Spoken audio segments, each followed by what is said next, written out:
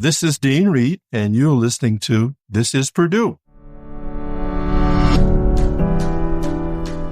Hi, I'm Kate Young, and you're listening to This Is Purdue, the official podcast for Purdue University. As a Purdue alum and Indiana native, I know firsthand about the family of students and professors who are in it together, persistently pursuing and relentlessly rethinking. Who are the next game changers, difference makers, ceiling breakers, innovators? Who are these Boilermakers? Join me as we feature students, faculty, and alumni taking small steps toward their giant leaps and inspiring others to do the same. This is a place where dreams can come true. I had a dream, and I tell them, I said, you got to believe in the beauty of your dream, and don't let anybody deter you from that. You got to be persistent. So when we admit a veterinary class, I call every applicant that we want to make an offer to. I personally call them. It takes 2 or 3 days to get them all, but those are 2 or 3 of the happiest days of my year because every call represents a dream that's about to come true. In this episode of This is Purdue, we're talking to Willie Reed, Dean of Purdue University's College of Veterinary Medicine. We're not only talking to Dean Reed today, we're also celebrating his legacy as a proud Boilermaker as he prepares to step down from his role as dean after 17 years. His pioneering leadership at Purdue has impacted so many people and animals throughout the years. In this episode, you'll learn more about Dean Reed's incredible journey of persistence, from being taught first grade on his front porch by his grandmother, to earning a Purdue doctorate in pathology, to becoming dean of one of the top veterinary schools in the country. But first, we'll start at the beginning and dive into what led Dean Reed to pursue a career in veterinary medicine. Dean Reed, thank you so much for joining us today on This is Purdue. We're so excited to get into your Boilermaker journey. You know, this June, you're stepping down after 25 years at the university, but we're excited to hear more about your accomplishments and everything that you've done as dean for the past 17 years. We'll start at the beginning. I want to know, have you always wanted to be a veterinarian? Where does your passion and love for this come from? Well, I'm happy to be part of this today. And the process started for me in my little town in southern Alabama. I grew up around all kinds of animals, and I had love for animals. I love science, and I love mathematics. But as a very young child, veterinary medicine wasn't really on my radar screen until probably high school. Although my father would mention veterinary medicine many times to me and suggested that veterinary medicine would be something that I should pursue, because I think he had a fondness for veterinary medicine, but the time and era where he grew up just didn't lend itself to pursuing that dream. So I started thinking more and more about veterinary medicine, and then I had a vocational agriculture teacher who really encouraged me to look into veterinary medicine, and I thought, yes, that's something that I want to do. It would allow me to combine my love for animals, my love for science, and my interest in medicine. And it was about the 10th or 11th grade. Wow. So you've been wanting to pursue this and have been interested in this for a while. Yes, it became a dream. After receiving his bachelor's degree in animal and poultry science and his DVM degree from Tuskegee University, Dean Reed came to Purdue and earned his PhD in pathology in 1982. He says he came to Purdue largely because of its prominent infectious disease program, specifically in swine. So while he was studying here at Purdue, he had the opportunity to conduct research with highly regarded veterinary pathologists to study intestinal diseases in pigs. And he knew this was an area where he could truly make an impact. Dean Reed explains more about why diagnostic pathologists are incredibly important in veterinary medicine. And he digs further into his childhood and education path, which was greatly influenced by his family and their incredible support system. Well, as I said, the dream was to become a veterinarian, and I thought that I would finish veterinary school, return to my little hometown, and I would be the second veterinarian in the county where I grew up. So that was the plan. That was the dream. And it was the second year in veterinary school where I took the course called pathology of domestic animals. During that year, I developed a fondness for pathology. And pathology is the study of the causes of diseases and how the body responds to injury. And so I thought, wow, this is an interesting field. And so I thought I needed to find out more information about pathology. That summer, after the second year of veterinary school, I actually had an opportunity to work in a medical school, University of Alabama, Birmingham, top-notch medical school. And I worked in the Department of Comparative Pathology, and we studied the pathology of laboratory animals. And after that summer, I thought, well, this is interesting. I think I may want to pursue this. So I completed my third year of veterinary school, decided I needed another opportunity, and I had a chance to do an internship for a large pharmaceutical company in Michigan. And so I spent this summer there learning the role that pathologists play in drug discovery and drug development. And then after that summer, I was sold on pathology. And not many people can say they studied out of college and then later became the dean. Yeah. So take us back to 2006 when you were offered the dean of Purdue's College of Veterinary Medicine. What were you feeling? Had you always wanted to be a dean at a school?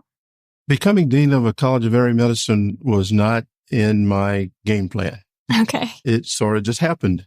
So back to that internship in Michigan as a junior veterinary student, I met a Purdue graduate, and he learned about my strong interest in pathology, and he had obtained his PhD in pathology from Purdue and convinced me that this was the best place in the world to study pathology. And that summer, I interacted with Michigan State graduates and a couple of Purdue graduates, and the Purdue graduates won out. They convinced me to take a look at Purdue, and I came down and here and interacted with the faculty and the people and had a fabulous visit, and went back to veterinary school and finished my fourth year and decided, I want to study pathology and I want to go to Purdue. So I applied to Purdue and a few other places but decided that I would come here. And I came here because of the people. They were wonderful, wonderful people. And the Purdue graduate had a wonderful experience here and convinced me to come. And so I came 2 weeks after graduating from veterinary school. I was starting a PhD in pathology, looking forward to another 4 years of training. So after my undergraduate training and then 4 years of vet school, I was ready for 4 more years. Lots of schooling. Lots of schooling. And when I arrived in the summer of 1978, I had no idea what was ahead of me. Little did I think many years later that I would be Dean of the College of Veterinary Medicine at Purdue University. Why did I think that? Well, where I grew up, there were no role models like that. I never thought that I would be able to achieve such a wonderful achievement. And so it was surreal. And I came back to Purdue in 2006 after being here for 12 years before I left and came back to think that I would come back as Dean of the College of Veterinary Medicine. So it was a great professional honor because at that time, there were only about 30 colleges of veterinary medicine. So think about that. In the whole country, United States of America, only 30 jobs. And I had one of those. And to lead one of America's great veterinary colleges is a privilege beyond description. And you've said that as a Black vet student, you kind of just touched on that now. You had to overcome a lot of adversity, but your grandmother, your mother, it sounds like your father, yes, were always loving, supporting, encouraging you. How has that made a difference on your path? And then moving forward as dean, how have you been able to pass that along to students? That had a big impact on how I have approached every job that I've had. I grew up in a time and a place where dreams were just dreams with little chance of coming true. I mean, I grew up during the time of, when schools were segregated, they were trying to desegregate them. I was denied access to schools. My father was very instrumental in encouraging me to don't give up. My grandmother, who actually taught me first grade on the front porch of our home, because first grade for me lasted 1 week. There was an attempt to desegregate my school.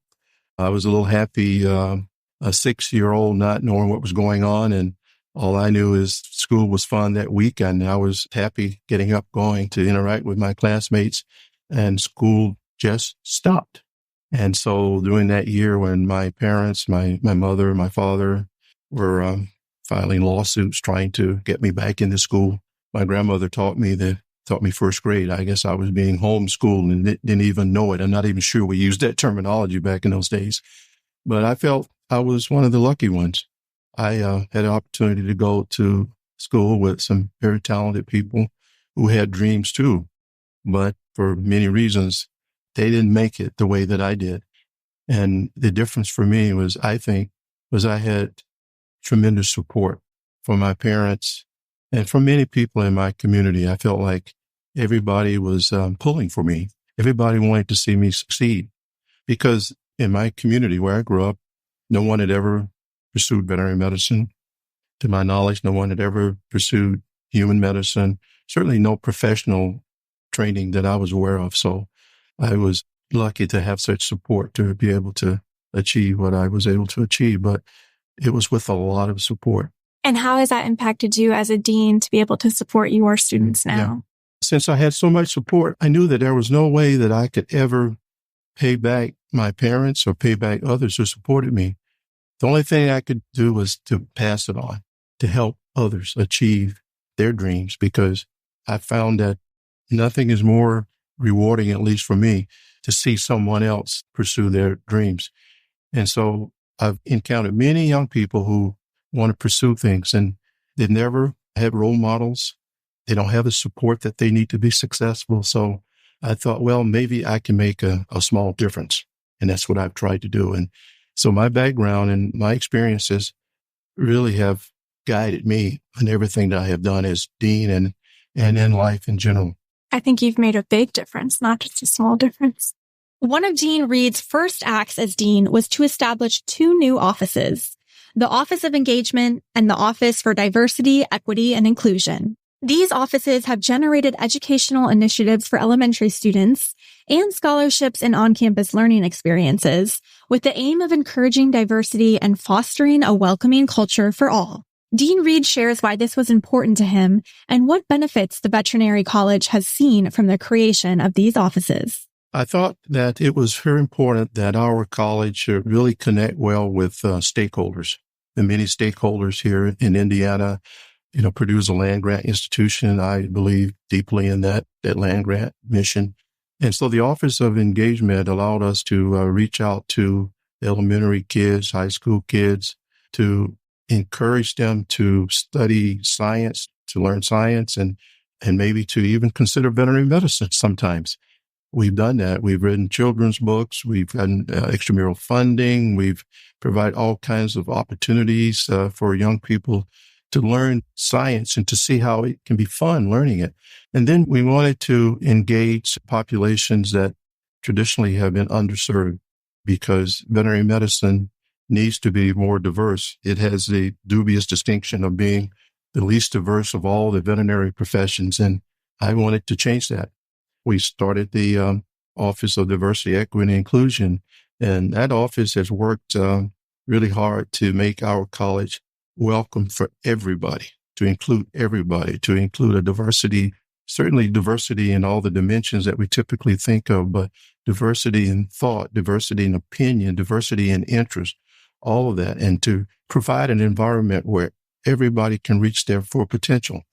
So it's important to establish the Office of Engagement, the Office of Diversity, Equity, and Inclusion, and also I greatly expanded our International Programs Office because I felt that our students needed to be culturally competent. So we set the lofty goal of providing 100% of our students with an international experience if they want it. It's not required because I felt strongly that our students needed to see veterinary medicine practice around the world, but probably more importantly, they needed to interact with cultures from around the world because our country is a very diverse country. And just about every aspect of veterinary medicine that they would pursue, they would interact with people from all over the world and all different belief systems. And so I wanted them to be culturally competent because we're trying to prepare them for 30, maybe 40, 50-year careers. And all of these things were to give them the tools to be successful.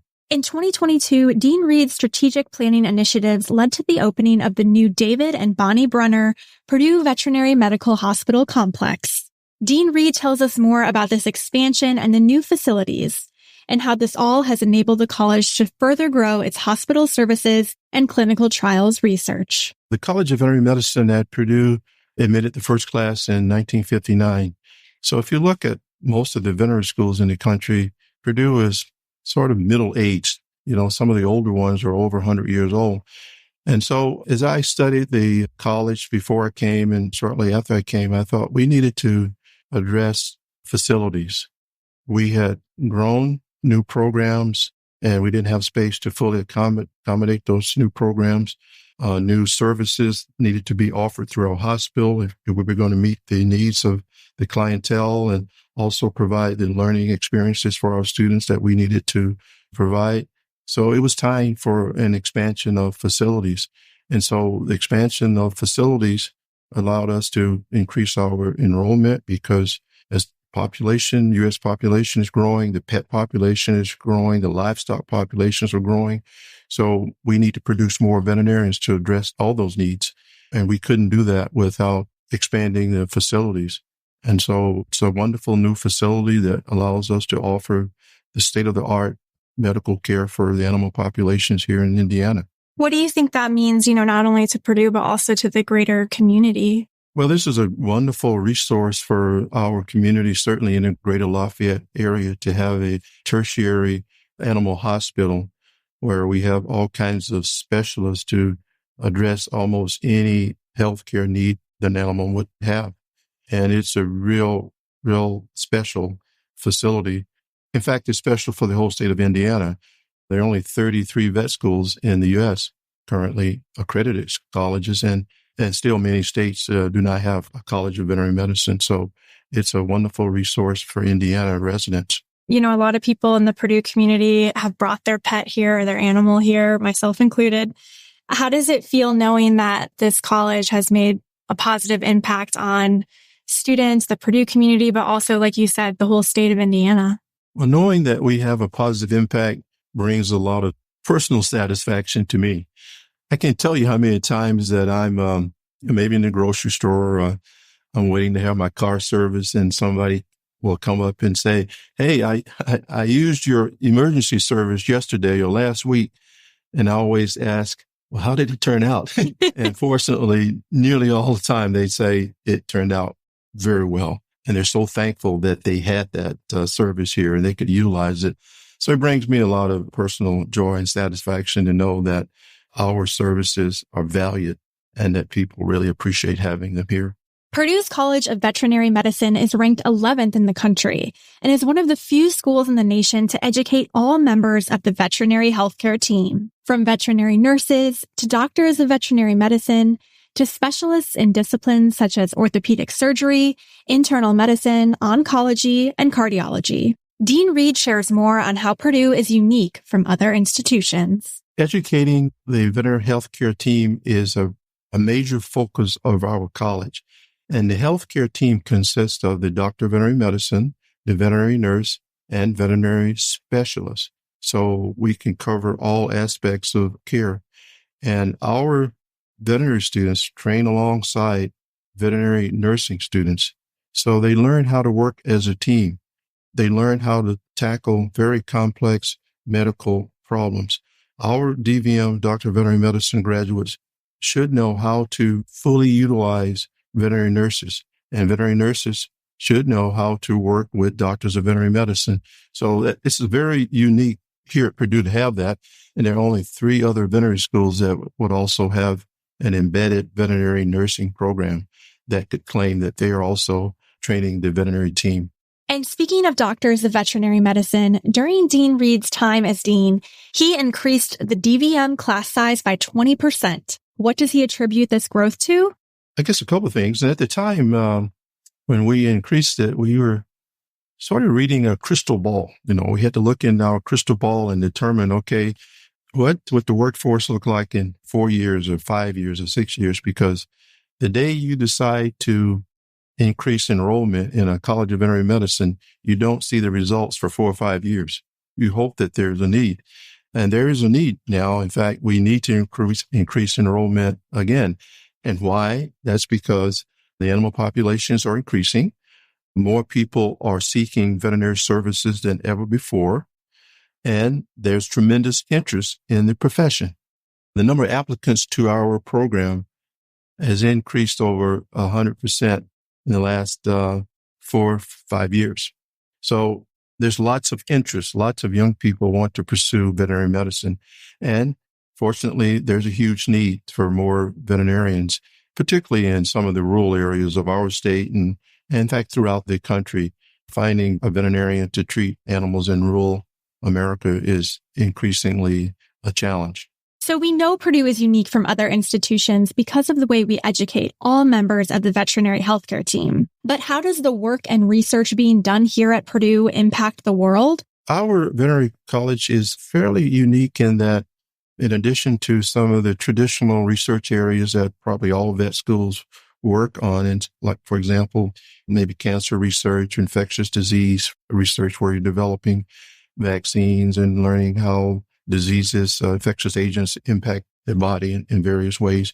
We have a focus on the human-animal bond. So we actually study the interaction of people with animals. We look at the positive attributes that owning an animal brings to us, humans. We know that owning an animal impacts positively our physical and mental health. So we study that. We also have an embedded animal welfare science center. So we address issues of animal welfare, and that's not typical at many U.S. veterinary schools. So those are some of the things that are very special here at Purdue. Dean Reed also highlights the current animal cancer research being done at Purdue. Back then, there was a greater emphasis on research in large animals or livestock. But now there's a lot more research with companion animals. For example, cancer research and other kinds of research that we do using animal models of human disease. So a lot of our research now is focused on not just understanding animal disease, but human disease as well. For example, there's certain kinds of cancer where animals serve as great models. So any treatments or developments we have in animals may apply very closely to treatments in humans as well. And so that could be quite important in saving lots of time, money, doing clinical trials. I think collaborative research with other colleges is probably greater today than it was back then. We work with colleagues in biomedical engineering, for example, colleagues in agriculture, colleagues in pharmacy. So it's more of a team collaborative effort, a lot more interdisciplinary research today than I remember back in the 80s when I was on the faculty here. And speaking of companion animals, after being involved in this veterinary space for decades, I asked Dean Reed what animals and that human-animal bond means to him. Everybody is a little different. They probably describe it in a different way. But most people probably will say it's probably that unconditional love that our pets give us. My last pet was a chocolate Labrador. Oh. Her name was Sammy. Sammy brought so much joy to me. Just looking in her brown eyes, I could just feel my body relaxing. And every day when I would get home and she would be staring out the window and the car would drive up, and then she would run around to the garage door and wait for me to open the door. And there she is, happy to see me. For Sammy, every day was a good day. Yep. And she would get her ball and come nudge me on the knee and say, it's time to go fetch. Pay attention to me. Just pay attention to me. Those are the kind of memories that our pets have us to develop, and they bring so much joy into our lives. And, whether it's a dog or a cat or some other animal, they bring so much joy. And research now shows that they have such a positive impact on our health. Having a pet lowers your blood pressure, your anxiety level goes down, your whole well-being is increased. So they're just wonderful to have around.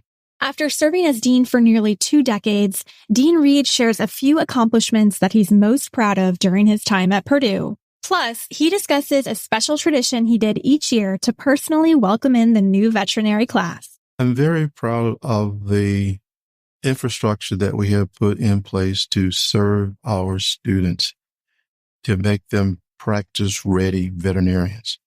And that's not just the physical or technical skills, but it's what sometimes people call the soft skills, the communication skills, the intercultural skills, the appreciation of diversity and differences in people. So I'm very proud of that. And also very proud of the new facilities we've been able to obtain here at Purdue.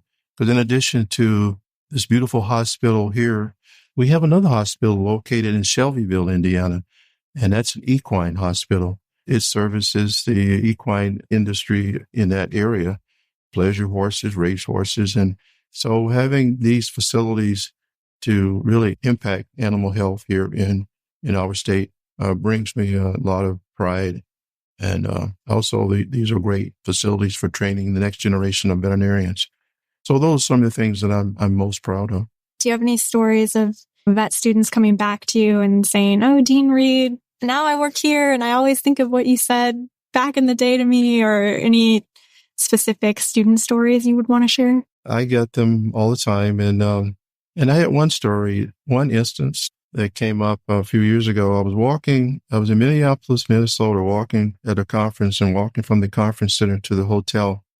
A former student came up to me and she stopped me on the sidewalk and said, "I just want you to know that what you told me that day impacted my life. Oh my gosh. And thank you." And she walked away. Do you know what you told her? I don't even remember what I told her. Well, it made an impact on her. But that was so impactful to me. Yeah. To this day, I have wondered, I say a lot of things in the daytime course of a day or course of a week or a year, but what I said that day, I don't know, but that meant a lot to that person. And so that meant a lot to me that I had such a positive impact on someone's life. Then being a dean is a lot of fun because I tell our students all the time that, okay, when you come here, this is a place where dreams can come true. I had a dream.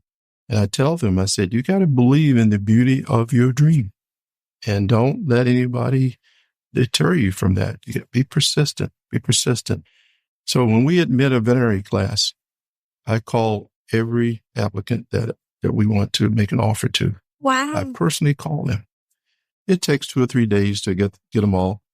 But those are 2 or 3 of the happiest days of my year because every call represents a dream that's about to come true.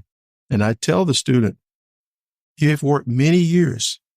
Think about all the courses you've taken, the exams you've taken. You've tried to get experience and animal experience, veterinary experience. And now I'm offering you admission to the College of Veterinary Medicine at Purdue. The ball is in your court. The ball is in your court. I have gotten everything from tears to screams and I think one of the calls that I don't think I'll ever forget, I called a student, and these days it's easy to find students because they all have cell phones, so you never know where they're going to be. So I called a student and she was out of the country. So the time difference, 8-10 hours difference. So I called her at 3:00 in the morning, her time. Apparently she was up. The family was up and I offered her admission and she was so excited. And this was actually a landline and she did not hang the phone up properly. So I heard the screaming, the yelling, and the everybody doing the happy dance. Oh. To hear that and to feel the excitement that family had for their child, that meant a lot to me.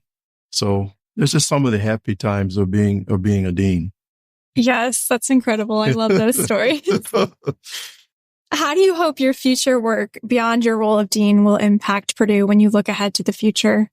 My biggest hope is that the things that I've started will continue, that others will see that there's been an impact, a positive impact here, and we don't want to change it. We want to continue to keep it going and to make it even better because there's a lot of young people out there with dreams, and we don't want those dreams to go unattained. And they sometimes need help. They may not have the strong parents support that I had or others. They may not have had opportunity to visit or Purdue or our College of Veterinary Medicine may not have seen a role model, but we have to make sure that we do everything we can to bring these opportunities to their attention, because there's a lot of talented young people out there. They just need a helping hand. Why are you proud to be a Boilermaker? What makes Purdue unique in your eyes? Well, it all started back in 1978 when I came here to graduate school. What caused me to pick Purdue and not pick the other institutions that I was offered? It was the people. It was the people. And so people ask me all the time, well, why did you come back to Purdue? Well, it was the people.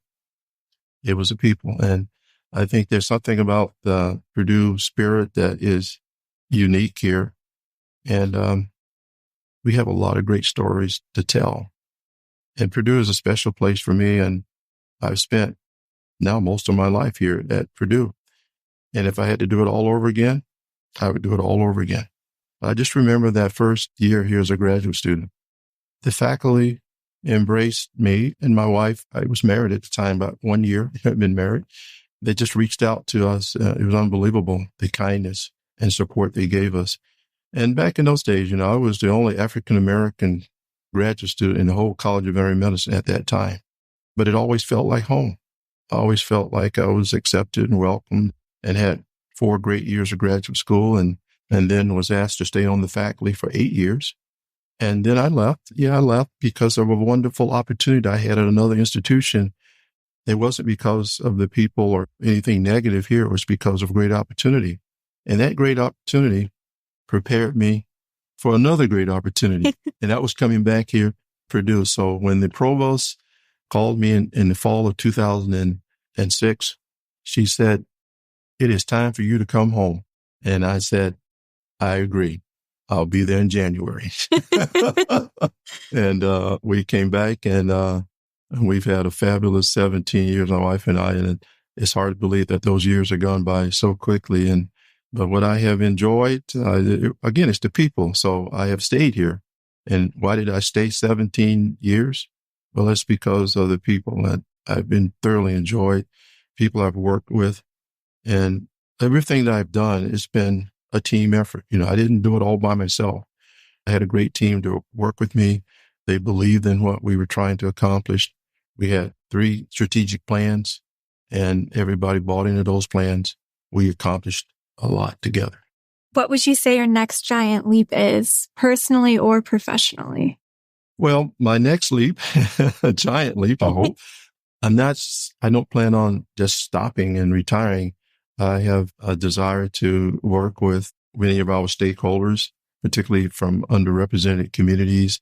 I want to work with some of the minority serving institutions, help students at those institutions see the path to becoming a veterinarian if they choose to, and maybe continue some of the work with some of the nonprofits that I've worked with over the years.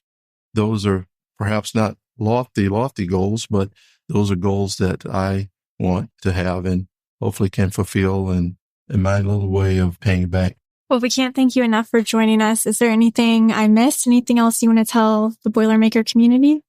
I guess anything that I would say, probably they would already know. We love Purdue.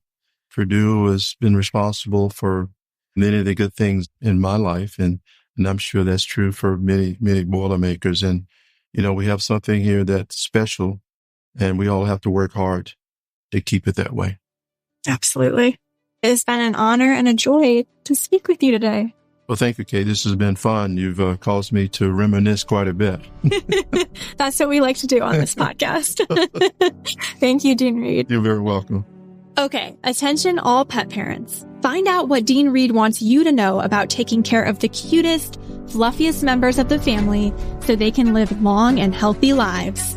If you head over to our YouTube page, youtube.com/@ThisIsPurdue, you can watch Dean Reed's advice and meet our special podcast star Bueller, an extremely handsome yellow lab who spent the day with our team at this special shoot. And be sure to follow This Is Purdue on Apple Podcasts, Spotify, or wherever you get your podcasts. This Is Purdue is hosted and written by me, Kate Young. Our podcast videography for this episode was led by Ted Schellenberger, John Garcia, Thad Boone, and Zach Mogensen. Our social media marketing is led by Maria Welch. Our podcast distribution strategy is led by Teresa Walker and Carly Eastman. Our podcast design is led by Caitlin Freeville. Our podcast photography is led by John Underwood. Our podcast team project manager is Rain Gu. Our podcast YouTube promotions is managed by Kirsten Bowman. Additional writing assistance is led by Sophie Ritz. And additional assistance for this episode was led by Delaney Young and our This Is Purdue intern, Caroline Kime. Thanks for listening to This Is Purdue. For more information on this episode, visit our website at purdue.edu/podcast. There, you can head over to your favorite podcast app to subscribe and leave us a review. And as always, boiler up.